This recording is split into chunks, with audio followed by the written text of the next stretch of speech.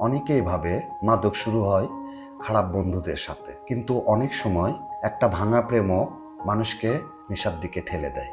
ওদের ভালোবাসাটা ছিল খুব গভীর, প্রতিদিন কথা, ভবিষ্যতের স্বপ্ন সবকিছুই ছিল একসাথে। কিন্তু হঠাৎ একদিন সব শেষ হয়ে গেল। ছোট্ট একটা মেসেজ, আজ থেকে আমাদের সম্পর্ক এখানে শেষ হয়ে গেল।